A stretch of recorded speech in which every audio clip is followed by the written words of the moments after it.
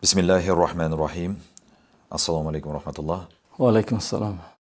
Bugun zakotga oid ayrim savollar kelib tushgan edi. Shularga javob topsak, bugungi savollarimizga javob berish uchun O'zbekiston Musulmonlar idorasi Ulamolar kengashi a'zosi, Toshkent Islom instituti katta o'qituvchisi Yahyobek domla Razoqov tashrif buyurganlar. Domla, dastavval zakot o'zi qanday ibodat? Qur'oni Karim va hadis shariflarda zakot haqida nimalar bayon qilingan? Bismillahirrohmanirrohim. Alhamdulillah va salatu va salamu ala rasulillah. Amma ba'd. Assalomu alaykum. Avvalo taklif qilganinglar uchun rahmat. Haqiqatda zakot masalasi hozir kundagi mana shu yashab turgan kunimizdagi eng muhim mavzulardan bo'lib qoldi. Zakot islom rukunlarining biri. Islomda 5 ta rukun bo'lsa, o'shalarning biri zakot ibodatidir. Zakot Qur'oni Karimda juda ham ko'p marta namoz bilan birga zikr qilingan, qayta-qayta aytilgan. Bu oyatlarni deyarli hamma ko'p qayta-qayta eshityapti. Xususan masalan Alloh subhanahu va taolo mo'minlarni sifatlayotganda mo'min odam vali zakati fa'ilun degan. Ya'ni Alloh taolo mo'min odam zakotni beruvchidir degan. Undan tashqari payg'ambarimiz sollallohu alayhi vasallamga amr qilib Alloh subhanahu va taolo Astag'firu billahi va aqimus solata va atuz zakata varka'u ma'ar roki'in. Namozni qoyim qilinglar, ado qilinglar va zakotni beringlar va qoyim bo'luvchilar bilan birga qoyim bo'linglar deb marhamat qiladi. Bu oyatlarda ham Alloh subhanahu va taolo namoz bilan zakotni qo'shib zikr qildi.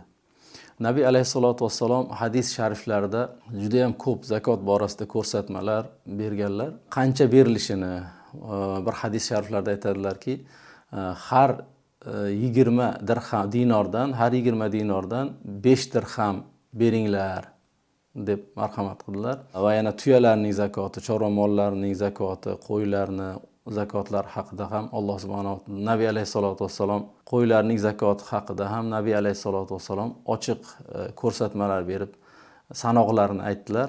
Demak, zakot hech qanday shak shubhasiz islom rukunlaridan bo'lib, uni inkor qilgan inson iymonidan ayrilishi mumkin. Bajarish esa hech qanday inkor qilinmaydigan farz amal va bunga barcha ummat, butun musulmon ummati ittifoq qilgan. Zakot kimlarga berilib, kimlarga berilmaydi? Zakot bu farz ibodati bo'lgani uchun avvalo zakot faqat mo'min musulmonlarga beriladi. Chunki Nabiy alayhisolatu vassalom hadislarda ularning boylaridan olib kambag'allarga bergin deganlar. Sahobiylardan birini bir joyga yuborganlarda, ya'ni bu degani mo'minlardan olib mo'minlarga qaytarib bergin degan so'zlar bor. Shuning uchun ham Nabiy alayhisolatu vassalomning ushbu va boshqa hadislaridan kelib chiqib barcha ulamolar farz ibodati bo'lgan zakot faqat mo'minlarga beriladi degan ko'rsatmani berganlar. Lekin zakotdan boshqa vojib bo'lmagan sadaqotlar esa g'ayridinlarga ham berilishi mumkin. Bundan tashqari zakot faqat faqirlarga beriladi va u faqirning darajasi, faqirligi qanday o'lchanadi deyiladigan bo'lsa, faqir odam deb shariat mezon qo'ygan, u ham bo'lsa o'zining ehtiyojidan tashqari mollari, garchi u mollar tijorat moli bo'lmasa ham nisob miqdoridan oshmagan bo'lishi kerak. Nisob miqdoridan oshmagan bo'lishi kerak. Masalan, bu yil 100 million deb belgilanayotgan bo'lsa, bu nisob miqdori o'zi tilla bilan o'lchanadi. Bu 85 gram tillani o'rta shu iste'moldagi tillaning narxidan hisoblanadi. Bu barcha bunga ittifoq qilgan. Mana shu miqdordan ortmaydigan bo'lsa, unda shunga yetmagan bo'lsa, unda zakot olishga haqli bo'ladi. Demak, mollarni biz ikkiga bo'lishimiz kerak: tijorat moli va tijorat bo'lmagan iste'mol moli. Lekin tijorat moli bo'lmagan mollarida ham o'zini ehtiyojidan ortiqcha moli agar nisob miqdoriga yetib qoladigan bo'lsa, zakot olishga haqli bo'lmaydi. Masalan, 2 ta avtomashinasi bo'ladigan bo'lsa, o'shani hisoblaydigan bo'lsak, bittasiga ehtiyoj bor, ikkinchisiga ehtiyoj yo'q deyiladi. Masalan, 2 ta hovlisi yoki 2 ta kvartirasi bo'ladigan bo'lsa, bittasiga ehtiyoj bor, ikkinchisiga ehtiyoj yo'q, unda yashamaydigan bo'lsa, bunda hatto yashaydigan bo'lsa ham aslida bittasi bilan kifoyalanadigan imkoniyati bo'ladigan bo'lsa, bunda ham u ortiqcha mol deyiladi va bularning qiymati hisoblanib, agar birgalikda 100 milliondan oshadigan bo'lsa, mana shu paytda u odam zakot olishi mumkin bo'lmaydi. Garchi tijorat moli hisoblanmasa ham har zamonda yashab turadi, har zamonda bu mashinani ham haydab turadi. Xuddi shuningdek boshqa ashyolari ham, masalan, tijorat moli bo'lmagan, lekin kiyim-kechaklar juda ham ko'p, ayniqsa bu narsa ayollarda ko'p uchraydi. Juda ham ko'p, o'ta ko'p kiyim-kechaklar bo'ladigan bo'lsa, to'g'ri, endi u iste'mol qilingan bo'lgani uchun arzonroq baholanishi mumkin, lekin nima bo'lganda ham bu ehtiyojdan tashqari deyiladi va bular o'sha o'zini holatiga qarab baholanib, u ham nisobdan ortiq, ehtiyojdan tashqari mol hisoblanadi va bu narsalar zakotni hisoblashda, zakot olish mezonini hisoblashda e'tiborga olinishi kerak bo'ladi. Kitoblarimizda ko'proq ulamolarning kitoblari degan so'z keladi. Agar kitoblarning ichida o'zi odatda o'qimaydigan kitoblar bo'lsa, bu narsa ham qo'shiladi. Bunday kitoblarda kelishiga sabab, fiqh kitoblarda bu aynan kitobni keltirilishiga sabab, chunki oldingi zamonlarda kitob juda ham qimmat bo'lgan. Har bir kitob qo'lda ko'chirib chiqilgan va u juda ham qadrli bo'lgan. Kitob orqali nisobga yetib qolish ehtimoli kattaroq bo'lgani uchun ulamolar shu kitoblarni bayon qilgan. Masalan, fiqh ulamosi, fiqh ustozi bo'ladigan bo'lsa, fiqhga tegishli kitoblar uning hojati aslisi hisoblanadi. Va biri ikkinchisini o'rnini qoplamaydigan bo'lsa, ya'ni hammasi, har bir kitob bittadan nusxadan bo'ladigan bo'lsa, u hech qachon qo'shilmaydi, u doimiy iste'moldagi va ehtiyojdagi deyiladi. Lekin ayni bir kitobdan ikkita nusxa bo'lsa, undan biri hojatdan tashqari deyiladi va haligi mezonni hisoblashda u qo'shiladi. Lekin u o'zi faqih bo'lib turib, hadis kitoblaridan ham qanchadir jamlaydigan bo'lsa, u kitoblarga odatda doim murojaat qilmaydigan bo'lsa, bu ham qo'shilishi mumkin. Va hokazo qolgan iste'mol mollari ham mana shunga qarab hisob-kitob qilinadi. Zakot beruvchining va zakot oluvchining vazifalari nimalardan iborat? Zakot beruvchining vazifasi avvalo molini, zakot beriladigan molni adolatli, to'g'ri baholashi, to'g'ri hisob-kitob qilish kerak. Chunki agar xato hisoblaydigan bo'lsa, unda uni zakoti qiyomatga qolib ketadi. Alloh subhanahu va taolo bu zakotini bermagan mollar haqida juda ham og'ir hukmlarni bayon qilgan oxiratdagi. Bundan Alloh asrasin. O'shaning uchun ham bizni musulmon ummati hisoblagandan ko'ra yana ozgina ustiga qo'shib shu ehtiyotan ko'proq berishga harakat qiladi. Hop, yana zakot beruvchini vazifalaridan zakot oluvchilarni to'g'ri tanlash. Bu haqda ham islom shariatida aniq ko'rsatmalar kelgan, ya'ni o'zining yuqori nasabiga va quyi nasabiga berib bo'lmaydi. Ya'ni otasi, onasi, bobosi, buvilariga farzandlarining farzandlari qiz bo'ladimi, o'g'il bo'ladimi farqi yo'q. Berib bo'lmaydi zakot. Bundan keyingi yaqinlikka, ya'ni aka-ukalaridan, opa-singillaridan boshlaydi. Muhtoj bo'lsa, mana shu narsalarni demak to'g'ri anglab, to'g'ri tanlash kerak, shariat hukmini bilish kerak. Keyin yana zakot beruvchining vazifalaridan shu zakot oladigan odamni aniqlagandan keyin uni ko'nglini ranjitmaydigan qilib, go'yoki iltimos qilayotgandek berish kerak. Chunki uning molini poklovchi hisoblanadi zakot oluvchi. Masalan, tasavvur qiling, zakot oladigan odam yo'q bo'lib qolsa nima qiladi?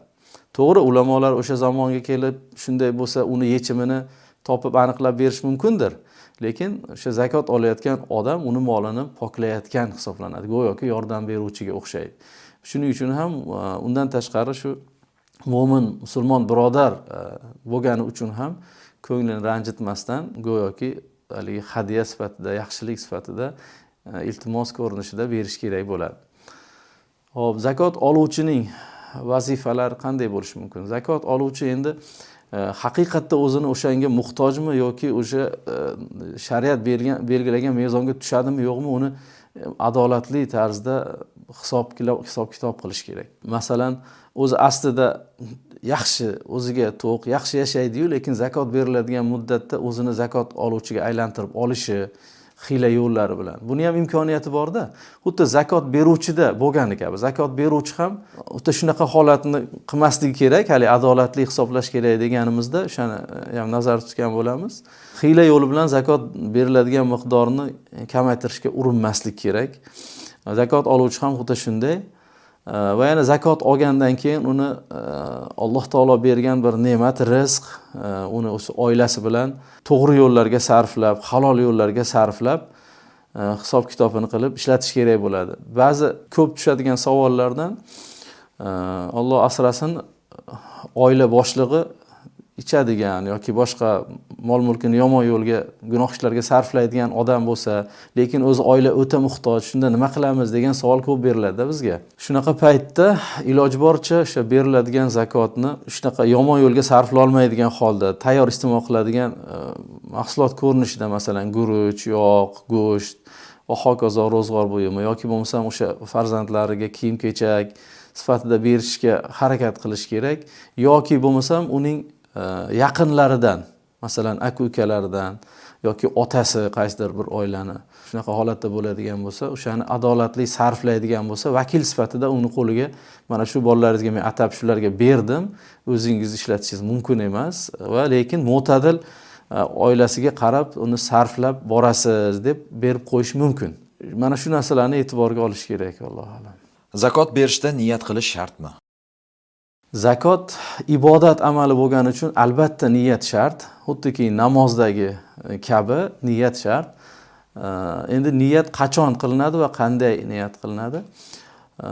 Zakot o'sha kambag'alning mulkiga o'tayotgan, qo'liga tutqazilayotgan paytda zakot deb niyat qilish kerak.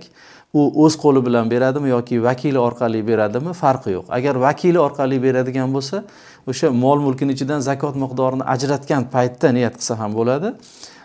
Yo'q, agar vakiliga tayinlab sen berayotganingda meni nomdan zakotni qasd qilib, niyat qilib berib yubor deydigan bo'lsa ham, o'sha ajratayotganda niyat qilgan o'rniga o'taveradi va u ham niyat qilib bersa bo'ladi inshaalloh. Niyat o'zi qanday bo'ladi? Ey Alloh, mana shu molimning zakoti o'zlariga ohingda qabul qil degan bir lafzlarni, so'zlarni niyat qilishi mumkin. Mana shu bilan inshaalloh ado bo'ladi zakot. Kishi zakotga qodir bo'lganini qanday aniqlaydi?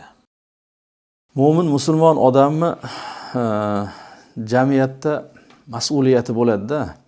Mana insoniyat jamiyati bir jamiyat bo'lib yashar ekan, hammani bir-biriga nisbatan mas'uliyati bo'ladi. Boyni kambag'alga, kambag'alni boyga nisbatan majburiyatlari, huquqlari bo'ladi. Erkakni ayolga, ayollarni erkaklar jamoasiga, yosh kattalarni yoshlarga, mana yosh kattalar yoshlarga kim bo'lishidan qat'iy nazar nasihatini ayamaslik, u yoshlarning keksalar ustidagi haqqi bu. Xuddi biz hurmat talab qilamiz-ku yoshlardan. Yoshlar esa o'zidan kattalarni, ulug'larni hurmat qilish mas'uliyati bor. Yoshlarni ustidagi keksalarning haqqi ularni hurmat qilish.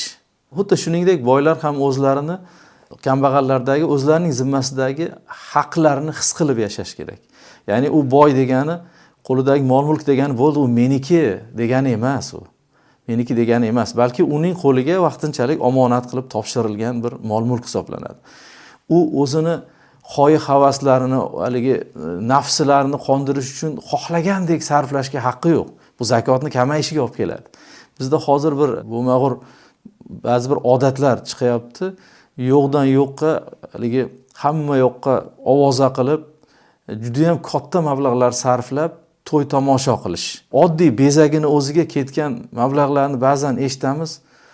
Uni na yeb bo'ladi, na ichib bo'ladi, na kiyib bo'ladi u bezagini.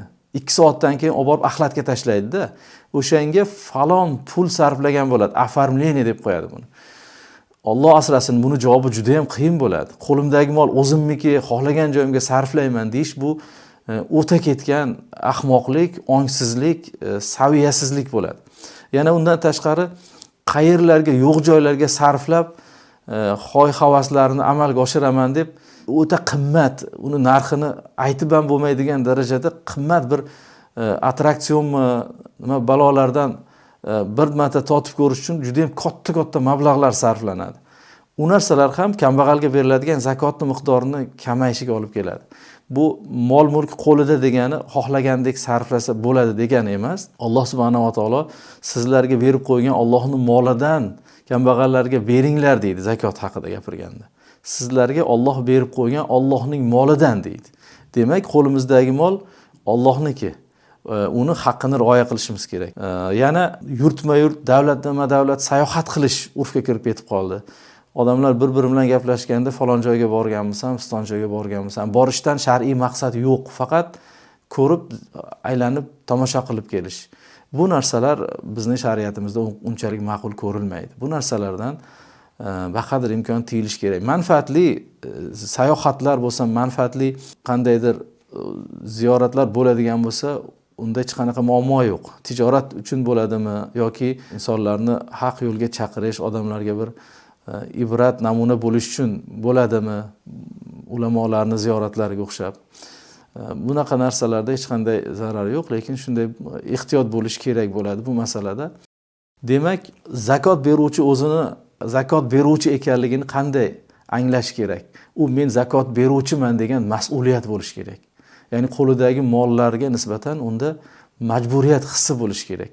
Va mo'min odam bo'lgandan keyin men zakotga qodir bo'ldimmi, bo'lmadimmi deb doim mol-mulkini hisob-kitob qilib borishi va zakot haqidagi ma'lumotlardan xabar topib, nisob qancha ekan, bu yil mening molim qancha bo'pti, mana shu narsalarni hisob-kitob qilib, ulamolar bilan maslahatlashib yoki mana adabiyotlarimiz bor, bulardan o'qib o'zini holatini baholab borish kerak. Va zakot vojib bo'lgan paytda uni taqdim qilish kerak o'zini haqdoriga. Zakotning ham qazosi bo'ladimi? Ulamolar zakotni bu umr ibodati deyishadi. Ya'ni bir marta zakot vojib bo'ldimi, masalan, bu yil qaysi kuni zakot berish kerak va o'shanda beriladigan zakot miqdori aniqlandimi, uni tezroq berishga harakat qilish kerak, chunki bu vojib amal.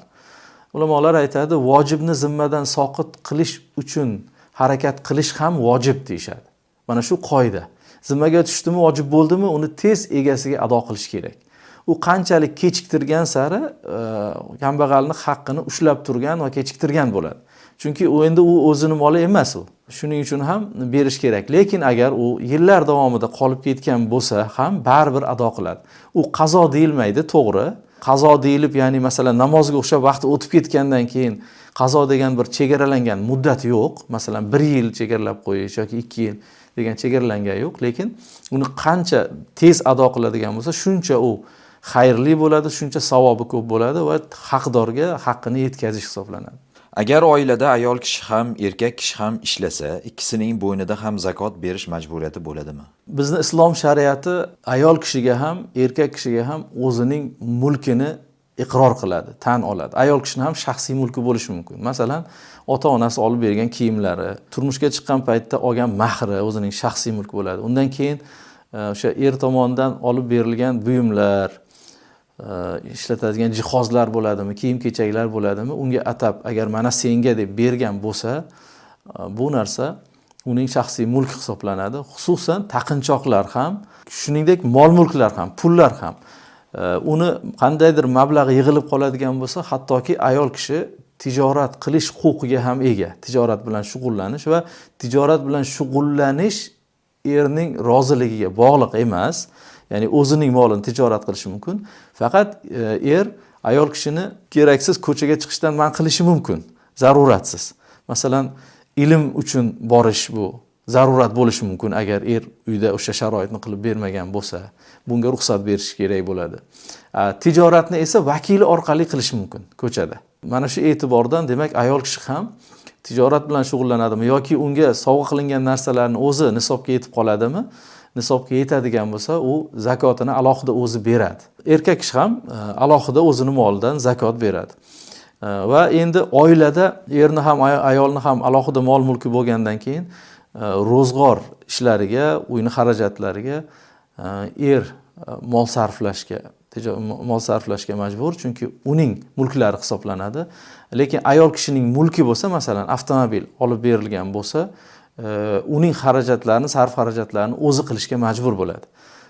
Erning zimmasiga majbur emas bu narsalarni sarflash, qilib berish, chunki o'zining mulkini ta'minlash hisoblanadi ayol kishi uchun.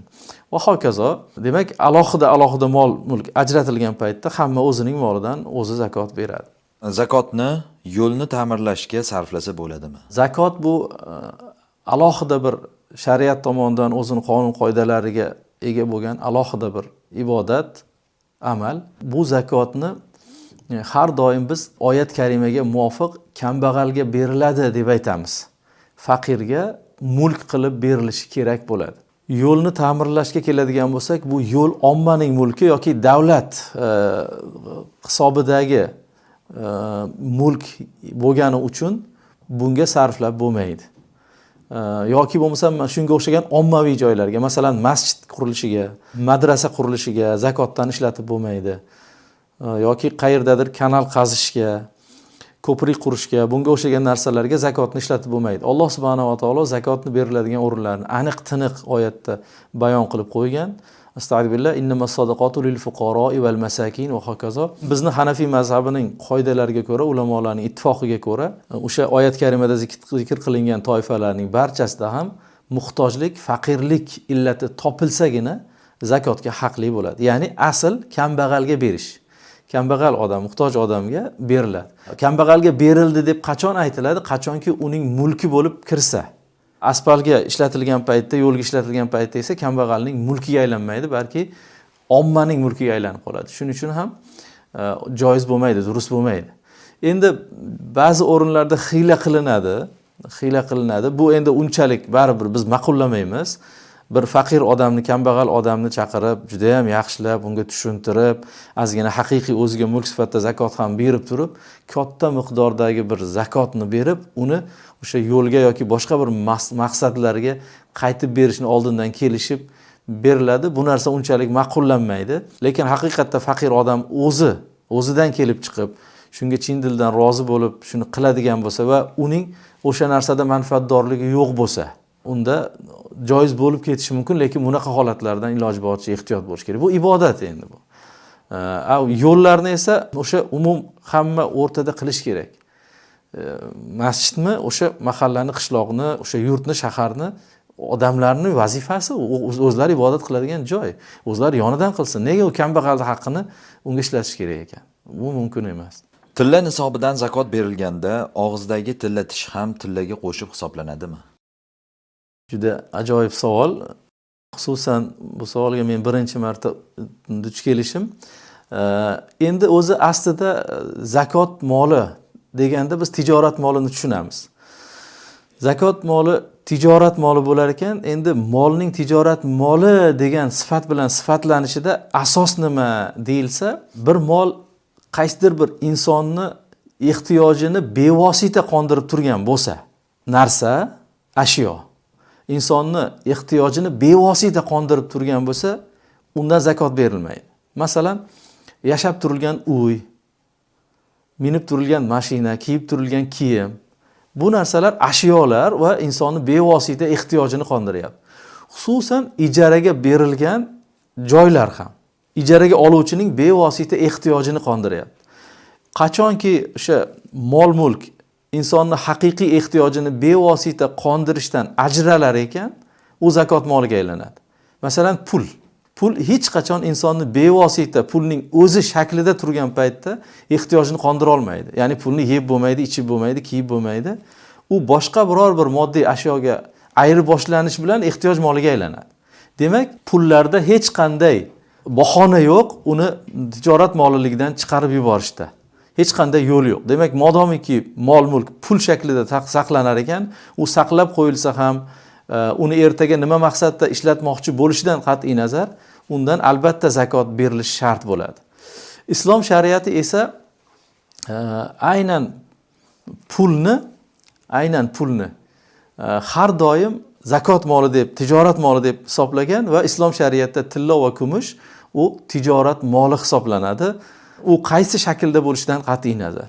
Lekin aynan bizni mas'alamizda u inson tilla tishni qo'ydirgandan keyin u tish u boshqa biror bir molga aylanish imkoniyatidan cheklangan hisoblanib qolishi ko'rinib turibdi va uni hech qanday boshqa ehtiyoji uchun ishlata olmaydi ayirboshlash yo'li bilan. Masalan, bugun qo'ydirgan tishini ertaga nimagadir olib almashtirib, indinga yana qaytarib olib tishiga qo'yib olmaydi. Balki u o'sha joyda doim turish kerak bo'ladi va bu tijorat amaliyotidan ajratilgan mol hisoblanadi. Mana shu e'tibordan Alloh alam bu tijorat moli bo'lmaydi va buni zakot nisobi hisoblanayotganda uni hisobga olmaydi. Zakot berishda zakotdan ekanini aytib bergan ma'qulmi yoki bildirmasdan bergan afzalmi? Bu yerda zakot oluvchining holatidan kelib chiqqan ma'qul. Agar u zakot oluvchiga qarab unda agar shubha qiladigan bo'lsa, u haqiqatan zakot oluvchimi, zakotga haqlimi yoki yo'qmi deydigan o'rin bo'lsa, bir og'iz bu zakotimiz edi deb eslatib qo'ysa yaxshi. Chunki u yerda zakotga haqli bo'lmasligi ham mumkin. Lekin agar zakotga haqli ekanini aniq tiniq bilsa, hech qanday shak shubha yo'q bo'ladigan bo'lsa, unda zakotligini bildirmasdan berish ham joiz. Lekin ulamolarimiz aytadi, agar jamiyatda zakot berish odamlarning odatidan, insonlarning odatidan yiroqlashib qolgan bo'lsa, unda zakot berish urfini qaytarish, odamlarga tarqatish, shiorga aylantirish maqsadida zakot deb bersa yaxshi degan so'zlarni ham ulamolar kitoblarida aytishadi. Lekin agar zakot berish urfga kirib hamma beradi, birovni unga chorlashi, namoyon qilib ko'rsatib, oshkor qilishga ehtiyoj yo'q bo'ladigan bo'lsa, kambag'allik ko'nglini og'ritmaslik uchun zakotligini aytmaslik ham mumkin. Zakotni plastik karta orqali o'tkazib berish joiz bo'ladimi? Hozirgi kunda endi ulamolarimiz plastik kartadagi pulni ham pul deb e'tirof qiladi. Bunda hech qanaqa pul ekanligida shak shubha yo'q, molligida va kambag'al o'zini plastikiga pul tushgandan keyin uni xohlagandek, ya'ni beruvchining hech qanday ruxsatsiz tasarruf qilish imkoniyatiga ega bo'ladi va bu tamalluk topildi deb hisoblanadi va mana shu o'tkazayotgan paytda zakot deb niyat qiladi. Shu bilan zakot ado bo'ladi inshaalloh. Asaldan zakot, ya'ni ushur qanday hisoblanadi? Bizni ulamolarimiz asaldan ham zakot beriladi deganlar. Xususan mana fatvo markazimizda ham bu haqda javoblar chiqqan. 653 kilogramga yetadigan bo'lsa, agar olinadigan asal bir yilda bir marta, masalan 2 marta oladigan bo'lsa, har olishini qo'shib umumiysidan hisoblab turib, keyin ortsa beradi. Ya'ni har bir olganda 653 kilogram bo'lishi kerak emas. Umumiy yildagisi o'shancha miqdorga yetadigan bo'lsa kifoya, o'shandan bizda ushur beriladi. Ushur beriladi va 10dan biri beriladi. Shunda 65,5 kilo atrofida bo'ladi. Nima uchun endi asaldan ushur beriladi? U ishlab chiqarilgan mahsulotga o'xshaydi-ku desa, ulamolarimiz aytadilar, yo'q, asalni o'simliklardan oladi, o'simliklardan olib yig'adi. O'simliklardan chiqqan hosildan esa ushur berilardi. Shuning uchun ham ushur beriladi deb aytishgan. Ya'ni 40dan 1 zakot emas. Tijorat qilish maqsadida qurib, bitmay qolgan binodan zakot berish kerakmi? Hop, yaxshi. Agar yer sotib olingan bo'lsa, qayta o'sha uy qurilib sotish uchun sotib olingan bo'lsa va u yerda bino qurish boshlangan bo'lsa, qurilishning qaysidir bosqichiga yetib kelgan bo'lsa, zakot beradigan kuni kelib qolsa, o'sha obyekt to'liq qiymatlanadi. Ayni shu turgan holatida xaridor topiladigan bo'lsa, uni qanchaga sotib olgan bo'lardi. Mana shu hisob-kitob qilinadi. Endi agar buni hisob-kitob qilishning iloji yo'q bo'ladigan bo'lsa, yerni o'sha paytdagi bozor narxi va qurilishning xarajatlarini hisoblash ham mumkin. Ba'zida u boshqacha chiqishi mumkin, lekin qurilishning xarajatlarini hisoblasa, o'sha u qiymati bo'ladi. Odatda ko'proq qurilish, tugallanmagan qurilish deyiladi buni iqtisodiyotda. Tugallanmagan qurilish bilan o'sha qurilishga ketgan xarajatlarning qiymati odatda bir xil bo'lib chiqadi va yerni bahosini alohida hisoblaydi. Shu bilan qo'shib tijorat moli sifatida baholaydi va uning 40dan 1 zakot sifatida beradi. Zakotni bir kishiga bergan afzalmi yoki ko'pchilikkami? Bu narsa kambag'allarning holatidan kelib chiqiladi. Masalan, katta ko'pchilikdan iborat bo'lgan, ko'p sonli odamlardan iborat bo'lgan oila bo'ladigan bo'lsa va u juda ham ko'p narsaga muhtoj, masalan, uni uyi bo'lmasligi mumkin. Shunda bitta odamni ehtiyojiga qarab, u ko'p ehtiyojga muhtoj bo'ladigan bo'lsa, bitta odamga berish ham mumkin.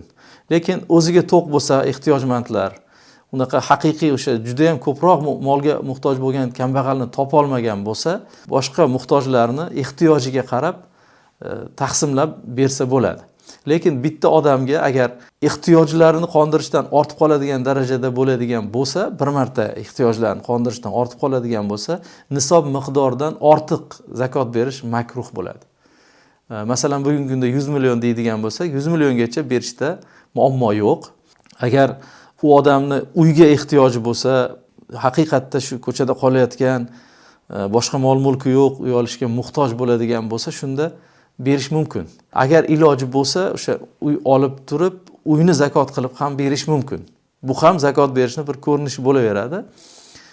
Lekin agar o'ziga hamma yo'g'i bor, lekin ro'zg'orga qiylanayotgan oilalar bo'ladigan bo'lsa, ularni bir yilga yetadigan miqdordagi ro'zg'or miqdorichami, shunga qarab taqsimlab bersa bo'ladi inshaalloh. Ya'ni bu narsaning yaxshiligi, afzalligi muhtojlik holatidan kelib chiqadi. Zakot berilgan odamdan zakotni qaytarib olib, undan-da muhtojroq odamga bersa bo'ladimi? Ajoyib savol. Zakotni muhtoj odamga haqiqatda o'rni bo'lsa, bergandan keyin uni mulkiga aylanib qoladi. Uni qaytarib olish iloji yo'q. Qaytarib olishning iloji yo'q. Uning mulkiga aylanadi. Qaytarib olish birovning molini tortib olish hisoblanadi. Agar qaytarib olib birovga bersa ham, haliginga o'zining molini qaytarib berib qo'yish kerak yonidan. Birovning molini tortib olib, o'zining hisobidan zakot berib yuborgan bo'lib qoladi. Shuning uchun buning iloji yo'q. Bir yil o'tishini kutib turmasdan, muddatidan oldin ham zakot bersa bo'ladimi? Yaxshi savol. Biz agar mol nisobga yetgan bo'lsa, hali havl to'lmasdan, yil to'lmasdan turib ham uning zakotini berish mumkin. Lekin bu berib turilgan zakot miqdor taxminiy bo'ladi. Yil to'lganda boshqatdan hisoblab turib, yo ortiqroq berib qo'ygan bo'lishi yoki kamroq bergan bo'lishi mumkin. Kamroq bergan bo'lsa, to'g'rilab qo'shib qo'yadi. Ortiqcha bergan bo'lsa, uni hisobga olib qo'yadi. Keyingi yilga o'tadi u. Demak, oldinroqda berish uchun albatta nisobga yetib turgan bo'lish kerak. Nisobga yetishidan oldin zakotni berib turib, zakot deb berib, keyin u nisobga yetib, keyin yil aylanadigan bo'lsa, haligi bergan zakoti zakot emas, sadaqa bo'lib qoladi. Harom yo'l bilan topilgan moldan zakot beriladimi? Harom yo'l bilan topilgan mol u topilgan mol bo'lmaydi. Birovning mollarini yig'ib olgan bosqinchi hisoblanadi. Uni egalariga berish kerak. Undan zakot berish haqida, hatto foydalanish haqida ham gap so'z bo'lishi mumkin emas. Harom yo'l bilan degani u egalik sobit bo'lmaydigan mol degani. Egalik sobit bo'lmaydigan mol, birovning moli degani. Bu mulk qancha bo'lishidan qat'iy nazar, u o'zining muhtoj yoki muhtoj emasligidan qat'iy nazar uni egasiga qaytarish kerak. U bo'lishi mumkin, pora bo'lishi mumkin, o'g'irlangan narsa bo'lishi mumkin. Endi hozir o'g'irlik desak, biz darrov haligi uydan bir narsani o'marib chiqib ketishni tushunamiz. Unaqa emas. Boshqacha hozir zamonaviy turlari chiqib ketdi o'g'irlikni. Bularning hammasi o'g'irlik hisoblanadi. Masalan, ommaning mulkidan o'g'irlash bor. Shaxsiy mulklardan o'g'irlash bor. Farqi yo'q. U bilan mulk sobit bo'lmaydi. Bizda ommaning mulkidan o'g'irlash haligi ko'p urchib ketdi. Masalan, byudjetdan o'g'irlash, Xudo asrasin, yoki jamg'armalardan o'g'irlash, yoki bo'lmasa masalan qaysidir tashkilotni fondidan lavozimdagi odamlarni haligi rahbarga bildirmasdan o'g'irlik qilishlari. Bu narsalar, bunaqa o'g'irliklar odatda katta summada bo'ladi. Bu narsalar birovning mulki. Bundan zakot berilmaydi, balki u joyiga qaytarib qo'yiladi. Qaytarib qo'yilmaguncha u javobgarlikdan ozod bo'lmaydi, Alloh asrasin. Endi bizga ko'p savol beriladi. Hamma ham yosh katta bo'lib, dunyoning lazzatlarini totib bo'lgandan keyin badanida og'riqlar his qilishni boshlagandan keyin insofga kelib qoladi-da. Aytadi, biz shunaqa ko'p ozgina pora olganmiz deydi ba'zan. Ba'zan shu rahbarga bildirmasdan shu tashkilotdan narsa olib ketganmiz uyga. Shu narsalar endi u tashkilotlar yopilib ketgan, yo'q bo'lib ketgan, egasini topib bo'lmaydi. Nima qilsak bo'ladi deydi. O'shanaqa afsuslanmasdan, afsuslanishdan oldin shuni o'ylash kerak-da. Ya'ni inson hozir qilaveray, keyin bir tavba qilib qo'yaman desa u bo'lmaydi, unaqa tavba o'tmaydi. Unaqa tavba bilan bo'lmaydi. Uni joyiga keltirish kerak. Endi bunaqa paytda endi imkonsiz qolsa, haqiqatda egasini topa olmasa, biz aytamizki, mayli, faqir kambag'allarga egasining nomidan sadaqa qilasiz. Egasining nomidan Alloh taologa yalinib yolvorish kerak. Ey Alloh, mana shuni egasini rozi qilgin, men o'zim topa olmay qoldim. Egalarini rozi qilgin deb egalarining nomidan o'sha miqdorni hisob-kitob qilib, o'shancha miqdorni umrining oxirigacha qayerdan topadi, topib berish kerak. Qazim qilib yuborsanglar bo'ldi emas. Bu narsalarda juda ehtiyot bo'lish kerak. Ijaraga berilgan narsalardan zakot qanday beriladi? Yuqorida ham bir bu masalada ozgina to'xtalib ketdik. Ijaraga berilgan mulk o'sha ijaraga olgan insonni shaxsiy ehtiyojini qondirayotgan bir mulk, ya'ni inson manfaati uchun jalb qilingan mulk hisoblanadi. Insoniyatga manfaat keltirib turgan, to'g'ridan to'g'ri bevosita o'zi jismoniy mavjud shaklda manfaat berib turgan narsa hisoblanadi. Bunday mollardan zakot berilmaydi. Demak, ijaraga berdimi, o'sha ijarada kimlardir foydalanyaptimi, undan ijara haqqi olyaptimi? Mayli ijara haqqi olayotgani bu daromad hisoblanadi, lekin o'sha ijaraga berilgan uy bo'ladimi, avtomashina bo'ladimi, stanok bo'ladimi yoki boshqa narsa bo'ladimi, bu narsalardan zakot berilmaydi. Hop, endi undan jamg'arilgan mulk, mol-mulk, ya'ni pul, jamg'arilgan pul saqlanib turadigan bo'lsa va oborotga qo'shilib ketadigan bo'lsa, aylanmaga bu narsadan to'planib zakot muddati kelganda o'shandan zakot beradi. Ya'ni har safar ijara haqqini olganda undan 40dan birini berishim kerak degan narsa yo'q. Bir kishi mendan katta qarzdor, zakotimni o'sha odamga berib, so'ng haqqimni olsam xiyla bo'lib qolmaydimi? Yana o'sha zakot beriladigan odamni, ya'ni zakot oladigan odamni holatidan kelib chiqiladi. U haqiqatdan muhtoj bo'ladigan bo'lsa, uni boshqa chorasi imkoniyati yo'q bo'ladigan bo'lsa, unga bersa bo'ladi, haqdor odamning o'zi ham. Va uni nima deydi? Bu qarindosh urug'lar ichida yoki yaqinlarning ichida, tanishlarning ichida shunaqa narsalar sodir bo'lyapti-da. Sun'iy ravishda zakot beradigan payt yaqinlashganda uni qarzdorga aylantirib, juda ham katta, masalan, qimmatbaho avtomobil olib beriladi yoki o'zi oladi, qarzdor bo'ladi yoki bino oladi, uy oladi, hovli oladi. Sun'iy qarzdor qilinib turib, mana zakotim berganimda qaytarasan deb qarz berib shunday qilish, bu narsa kambag'allarning haqqiga xiyonat qilishga o'xshaydi. Endi kambag'al yo'q bo'lsa mayli, endi ko'pda baribir jamiyatda muhtojlar ko'p, ularning haqqini rioya qilish kerak. Endi mabodo shunday bo'lgan taqdirda ham haqiqatda o'sha zakotini kambag'alga, qarzdorga olib borib beryapti va undan mana endi qo'lingda mol-mulk bo'ldi, qarzingni qaytar deydigan bo'lsa va qaytarsa joiz bo'ladi. Joiz bo'ladi inshaalloh. Qarz olib zakot berish mumkinmi? O'zi mol-mulki yetarlicha, lekin u pul shaklida mavjud emas, zakot zimmasiga vojib bo'lgan, birovdan qarz so'rab olib zakot bersa bo'ladi. Buni hech qanday yomon joyi yo'q, inshaalloh. Qarz beruvchiga bildirish ham shart emas, ya'ni qarz sifatida olib, qarzdorga qarzini o'z vaqtida qaytarsa bo'ldi, muammo yo'q. Endi qarz olib turib, qarzni ham nisobga qo'shadimi desa, bu xato savol bo'ladi. Bu qo'shilmaydi.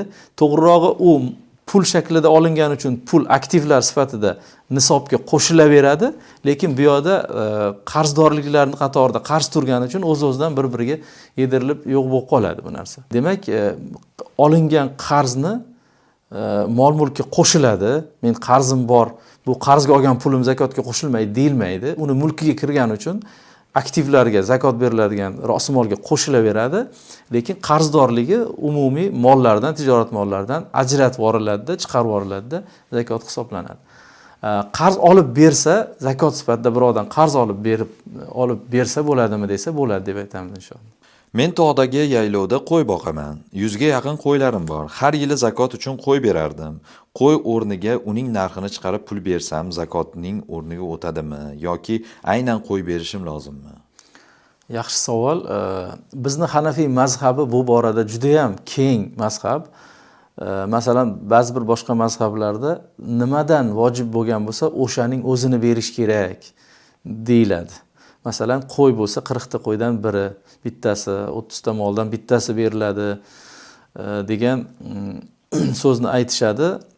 Lekin bizni mazhabda ulamolar aytadi, aslida zakot berishda illat nima desa, saddu xollatil muhtaj deyiladi. Ya'ni muhtoj odamni muhtojligini ketkazish amali bu deyiladi.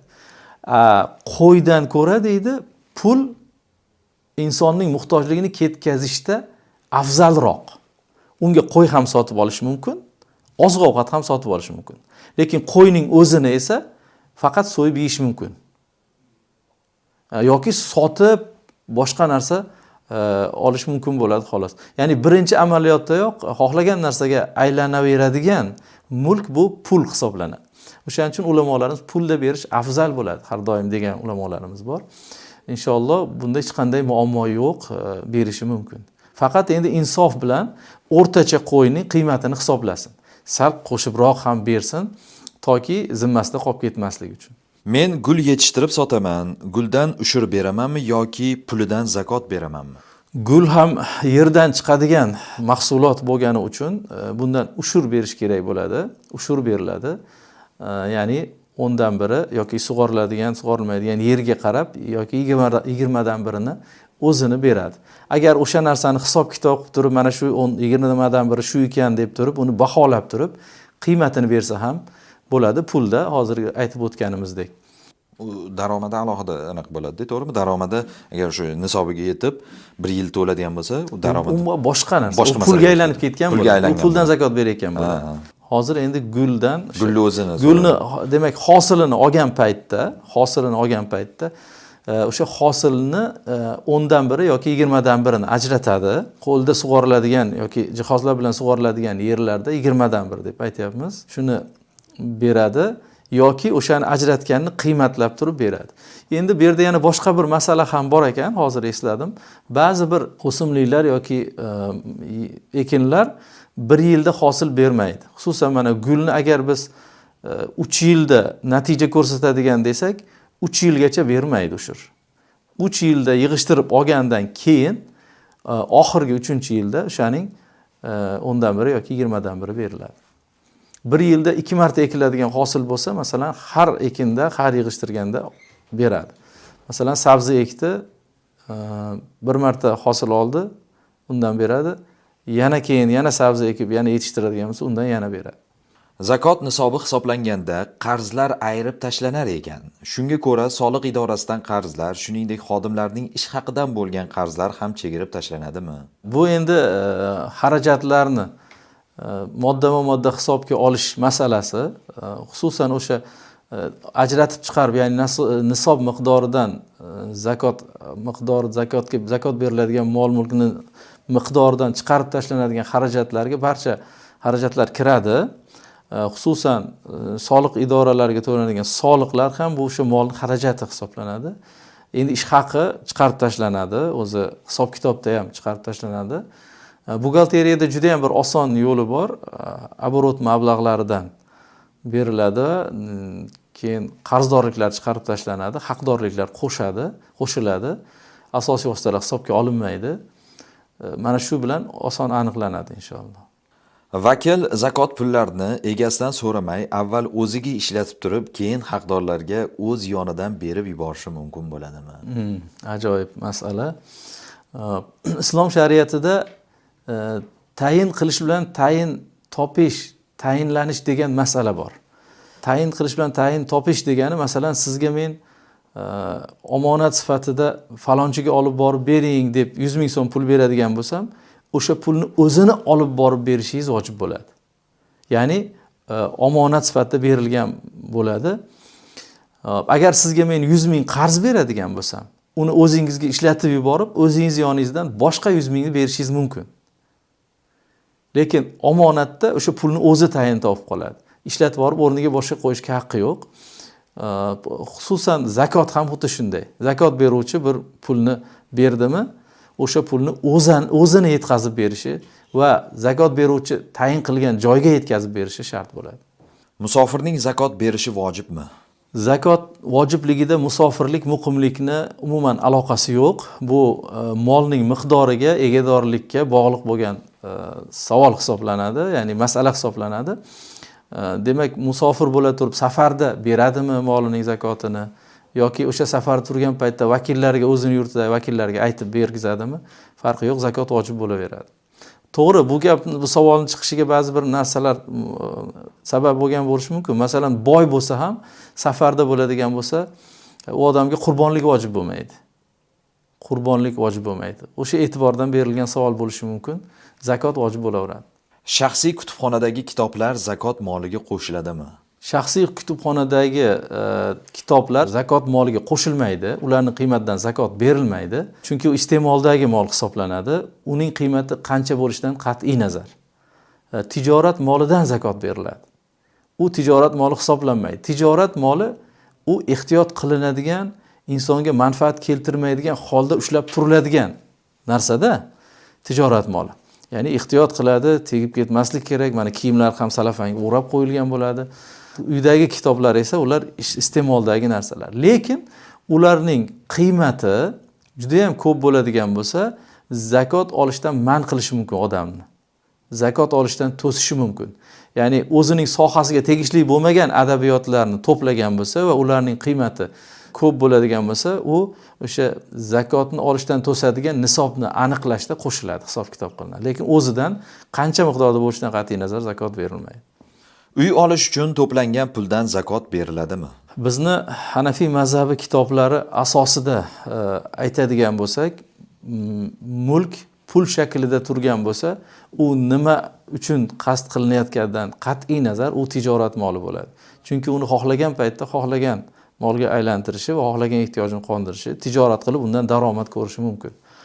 Tijorat moli hisoblanadi va u hech qachon o'z insonni shaxsiy ehtiyojini o'sha pul shaklida qondira olmagani uchun u albatta sotishga mubtalo bo'lgan. Ya'ni sotilishi, ayirboshlanish qasd qilingan mol hisoblanib qoladi-da. Lekin boshqa ashyolarni tijorat moli bo'lishi uchun sotib olayotganda qayta sotishni qasd qilib sotib olish kerak. O'shanda tijorat moli bo'ladi. Lekin pul qanday qo'lga kiritilishidan qat'iy nazar, ish haqi sifatida olinadimi yoki meros sifatida olinadimi yoki hadya sifatida olinadimi, farqi yo'q. Undan faqat va faqat tijorat qasd qilinadi. Ya'ni uni berib o'rniga boshqa narsa olib inson ehtiyojini qondiradi. Pul shaklida turgan paytda uni yeb bo'lmaydi, ichib bo'lmaydi. Demak, u har doim har qanaqasiga tijorat moli hisoblanadi pul. Puldan shuning uchun ham har qanday holatda zakot beriladi. Bozorda erkaklar oyoq kiyimini sotish bilan shug'ullanaman. Savolim shuki, sotilmay qolgan oyoq kiyimlarimdan Ramazon oyida zakot uchun yetimxonalarga bersam, shu qilgan amalim zakot o'rnida o'tadimi? Zakotni moddiy shaklda, ya'ni ashyo ko'rinishida berishda juda nozik masalalar bor-da. Agar o'sha yetimxonaga beriladigan poyafzallar o'sha yetimxonadagi odamlarga, ular agar muhtoj deb qaraladigan bo'lsa, to'g'ri keladigan bo'lsa, yoqadigan va o'sha zamon ko'taradigan kiyimlar, zamonaviy hamma ko'rganda odam ajratmaydigan kiyimlar bo'ladigan bo'lsa, unda bersa bo'ladi inshaalloh. Lekin agar haligi bizni tilda aytganda astatkalarni yig'ib hammasini bir qop qilib olib borib bir joyga tashab, mana shu zakotim deyish u yaxshi emas.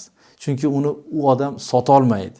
O'zi bu tijoratchi sota olmagan narsani yetimxona qanaqa sotadi? Uni sotib pulga aylantirish iloji yo'q. Bu odamlarning ustidan tahqirlashga o'xshagan ma'no bo'ladi. Bunaqa ma'no mumkin emas. Endi nima qilish mumkin bunaqa holatda? Bunaqa holatda o'sha yetimxonani yashovchilarini chaqirib yoki bir mashinada o'sha juda ham ko'p assortimentda kiyim-kechakni olib borib, hammasini chaqirib, o'sha joyda kiydirib, yoqtirib, tanlaganlarini yoqtirib, o'shalarni hammasini hisob-kitob qilib zakotga hisoblasa bo'ladi. Lekin haliga aytganda u to'g'ri keladimi yo'qmi, sotilmay qolgan, odamlarga yoqmagan narsani ajratib berish unchalik to'g'ri emas. Oyat karimada Alloh subhanahu va taolo aytadi: "Astagfirullah. Va la tayammamul khabitha minhu tunfiqunahu va lastum bi'akhidihi illa an tughmidu fi." degan oyat keladi. Siz infoq ihson qilmoqchi bo'lgan narsangizni yomonini tanlamangki, o'sha narsani sizga berilganda siz uni jirkanib olgan bo'lardingiz. Tanlov shunaqa bo'lmasin deb Alloh subhanahu va taolo aytayapti. Demak, ortiqcha keraksiz narsalarni zakot qilib berish to'g'ri bo'lmaydi. Va ma tuqaddimu li anfusikum min khayrin tajiduhu indalloh degan Alloh subhanahu va taolo. Sizlar nimaiki yaxshiliklarni Allohning huzuriga taqdim qilib oldindan berib qo'ysangiz, o'shani Allohning huzurida topasiz, deyapti. O'sha o'tmay qolgan poyabzalni qiyomatda Allohning huzurida topish yaxshi emas endi menimcha. O'tib ketgan buvi va buvamlarning nomlaridan onam zakot bersalar bo'ladimi? O'tib ketgan buvi buvalarni agar zakotdan qarzi qolgan bo'lsa, o'sha qarzini, ya'ni zakot berish kerak edi, bera olmagan deb hisob-kitob qilib aniqlaydigan bo'lsa, uni kim bersa ham joiz bo'ladi inshaalloh.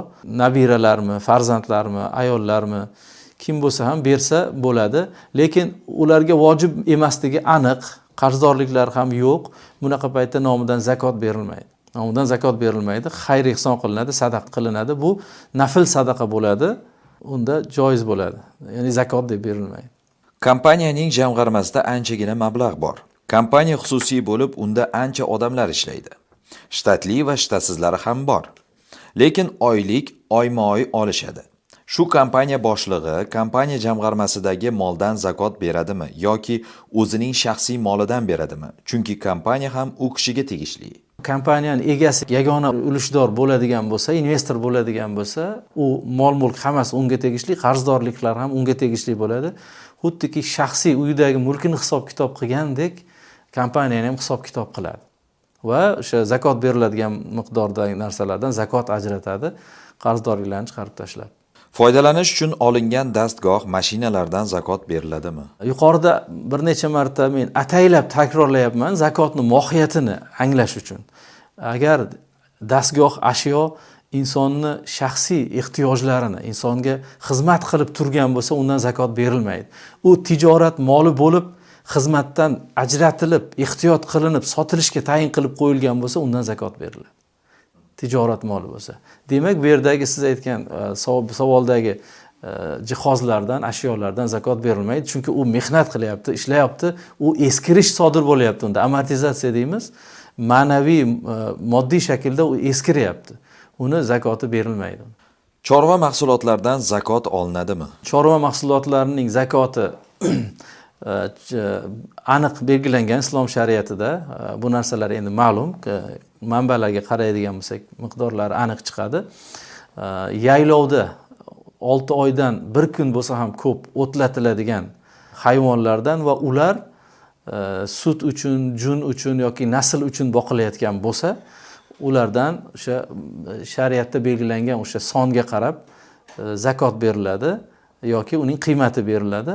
Lekin uyda boqilayotgan chorva hayvonlari bo'ladigan bo'lsa, bu yerda ozgina e'tibor berish kerak bo'lgan joyi bor. U ham bo'lsa, agar uyda boqilayotgan chorva hayvoni tijorat uchun sotib olingan bo'lsa ko'chadan va u boqib sotilish qasd qilingan bo'lsa, undan qiymatdan zakot beriladi. Masalan, mollarni semirtirib sotishga, go'shtga sotish yoki qo'ylarni. Lekin agar bir sigirni bola tug'dirib, undan bolalarni ko'paytirib, keyin bolalarni boqib sotaman, sutini ham ichaman desa, undan zakot bermaydi. Lekin sigirni o'zini sotib oldida erta-indin yoki yaqin kunlarda qayta sotaman degan bo'lsa, undan hisoblashi mumkin. Lekin bola olaman desa, undan darrov hisoblamaydi. U o'zini moliga aylanib ketadi, ya'ni zakot berilmaydigan molga. Zakotni umumiy xayriya fondlariga o'tkazsak bo'ladimi? Agar umumiy xayriya fondlari aniq shaxslarga, muhtojlarga nomma-nom yetkazadigan bo'lsa, shunga ishonch hosil qilinsa, bersa bo'ladi.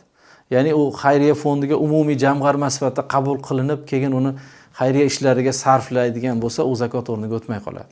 Demak, bu yerda xayriya fondi u vakil bo'lib qoladi va o'sha kerak bo'lsa undan hisobot so'rash mumkin. Shuncha mablag' bergan edingiz, mana falonchiga faloncha berdik, falonchiga faloncha berdik deb. Lekin bu yerda xayriya fondini ijaraga yo'nlab, unga xizmat haqi to'lash kerak bo'ladi. Agar xayriya fondi talab qiladigan bo'lsa, ya'ni sizni mol-mulkingizni biz zakot sifatida yetkazib berganimizga, 1 so'miga xiyonat qilmay yetkazib berganimizga bizga ish haqi berasiz, ijara berasiz deyishga haqli. Xuddi vakil qilishga o'xshaydi ya'ni. Lekin agar bunaqa talab qilmaydigan bo'lsa ham, agar yetkazib berishiga aniq ishonch hosil qiladigan bo'lsa, bersa bo'ladi inshaalloh. Demak, ularda hisob raqamida alohida zakot uchun degan hisob raqamga o'tkazib va o'sha pulni aynan haqdorga yetib borishligini ishonch hosil qilsa bo'ldi. Shunday. Ya'ni aytilmoqchi bo'lganimiz o'sha xayriya fondi zakotga berilgan, jamg'arilayotgan puldan ommaviy nimalarga ishlatishga haqqi yo'q. Ayolimning tilla taqinchoqlari zakot nisobiga yetgan, lekin qo'lida puli yo'q. Zakotni qanday beradi? O'sha tilla taqinchoqlardan birini sotib yoki tilla taqinchoqni o'zini hisob-kitob qilib 40 dan birini bersa bo'ladi. Endi darrov bizda xayolga keladigan narsa o'sha savolning o'zi siyoqidan ko'rinib turibdi, eri berib yuborsa bo'ladimi deb. Eri berib yuborsa bo'lmaydi. Eri o'sha xotinning qo'liga pulni mulk sifatida bersa, mana bu pul seniki, mayli, mana shuni xohlasang zakot qilib berib yubor desa, uni bersa bo'ladi. Ya'ni bu zakot ibodat dedik. Ibodat degan nima degani desa, ibodatda ibtilo ma'nosi bo'lish kerak. Mubtalo bo'lish kerak. Ibtilo bo'lish kerak. Ibtilo nima bilan bo'ladi desa, inson sinalish kerak-da. Sinalish kerak, imtihonga tushish kerak. Ya'ni o'zining mol mulkidan bir bo'lagi shundoq tekinga hech qanday qarindosh ham bo'lmagan begona bir muhtojni qo'liga mulkiga o'tib ketyapti. Shu joni achishi kerak-da. Har safar indamasdan bu yoqdan beraveradigan bo'lsa, taqdiran u izn bergan bo'ladi deydigan bo'lsak, ozgina haligi nima deydi? Ayol kishida umuman zakot beruvchi tarafidan ibtilo sodir bo'lmagan, imtihon sodir bo'lmagan bo'lib qolishi mumkin. Bu narsa zakotga xalallik yetkazishi mumkin. Shuning uchun ham ulamolarimiz qo'liga bersin va o'zi ado qilsin. Yaxshi bo'ladi shunda deyshadi. Ya'ni uni qalbida mol dunyoga nisbatan muhabbatida ozgina so'nish paydo bo'lishi kerak. Ya'ni u o'zini molidan begonaga berib yuborish bilan sekin molga nisbatan qattiq muhabbat susayadi. Islom shariatining maqsadlaridan biri ham mana shu. Men yangi qurilayotgan uylardan farzandlarimga atab 2 ta xonadon sotib olganman. Ulardan biriga hali qarzim bor. Savol: shu qarzni yopish uchun yig'ib qo'ygan pulimdan zakot beramanmi? Agar o'sha qarzdorlikni hisob-kitob qiladigan bo'lsak va uni qo'lidagi jamg'arilgan mablag'ni hisob-kitob qiladigan bo'lsak, o'sha qarzdorlikdan ortadigan bo'lsa va ortgani nisobga yetadigan bo'lsa, boshqa tijorat mollari bilan qo'shilib, unda zakot beradi. Agar yo'q, ortmaydigan bo'lsa, zakot vojib bo'lmaydi, ya'ni.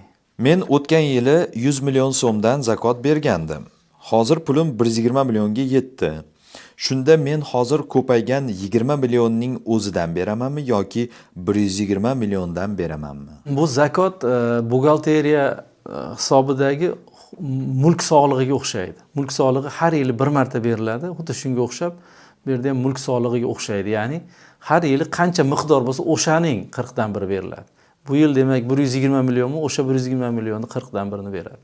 Tashakkur domla, bugun shu zakot bo'yicha kelgan dolzarb va qiziqarli savollarga javob berganingiz uchun Alloh taolo sizdan rozi bo'lsin. Ilmingiz bundan-da ziyoda bo'lsin. Yana navbatdagi ko'rsatuvlarimizda ko'rishguncha xayr deb qolamiz.